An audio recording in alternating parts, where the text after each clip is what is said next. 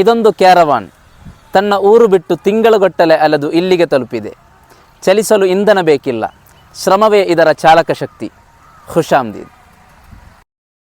ಮಧುಬನ್ ಬಿಹಾರ್ ಹೆದ್ದಾರಿಯಲ್ಲಿ ಸಂಚರಿಸುತ್ತಿದ್ದ ನಮ್ಮನ್ನು ರಸ್ತೆ ಬದಿಯಲ್ಲಿ ಮೇಯುತ್ತಿದ್ದ ಒಂದು ಕುರಿಗಳ ಹಿಂಡು ತನ್ನತ್ತ ಸೆಳೆಯಿತು.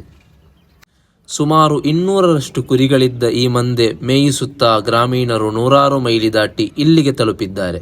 ಭಾರತದ ಕುರಿಗಾಹಿ ಬುಡಕಟ್ಟುಗಳ ಪೈಕಿ ಅಧಿಕವು ಅಲೆಮಾರಿ ಜನಾಂಗಗಳಾಗಿವೆ. ಅವರು ತಮ್ಮ ಕುರಿಗಳನ್ನು ಮೇಯಿಸಲು ತಿಂಗಳುಗಟ್ಟಲೆ ಗುಡ್ಡಗಾಡುಗಳಲ್ಲಿ ಪ್ರಯಾಣಿಸುತ್ತಾರೆ. ಕುರುಬ, ಗದ್ದಿ, ಧಂಗಾರ್ ಹೀಗೆ ಭಾರತದಲ್ಲಿ ಅದೆಷ್ಟೋ ಬುಡಕಟ್ಟುಗಳು ಇಂದಿಗೂ ಬದುಕುತ್ತಿದೆ. ಅವುಗಳ ಪೈಕಿ ಭಾಗಶಃ ಇಂತಹ ಅಲೆಮಾರಿ ಬುಡಕಟ್ಟು ಜನಾಂಗಗಳು. ಗದ್ದಾರಿಯ ಉತ್ತರ ಭಾರತದ ಪ್ರಮುಖ ಕುರಿಗಾಹಿ ಬುಡಕಟ್ಟು ಜನಾಂಗ. ಇವರು ತಮ್ಮ ಕುರಿಗಳನ್ನು ಮೇಯಿಸುತ್ತಾ 2 ತಿಂಗಳುಗಳ ಕಾಲ ಊರಿನಿಂದ ಹೊರಗುಳಿಯುತ್ತಾರೆ.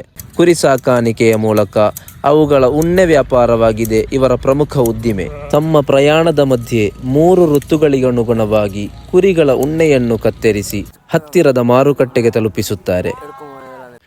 ಪ್ರಯಾಣಕ್ಕೆ ಅವಶ್ಯಕವಾದ ಆಹಾರ ಸಾಮಗ್ರಿಗಳನ್ನು ಸೈಕಲುಗಳ ಮೇಲೆ ಹೊತ್ತೊಯ್ಯುತ್ತಾರೆ. ದಾರಿ ಮಧ್ಯೆ ಕುರಿಗಾಹಿಗಳು ರೈತರ ಬಂಜರು ಭೂಮಿಗಳಲ್ಲಿ ಅನುಮತಿ ಪಡೆದು ಠಿಕಾಣಿ ಹೂಡುತ್ತಾರೆ.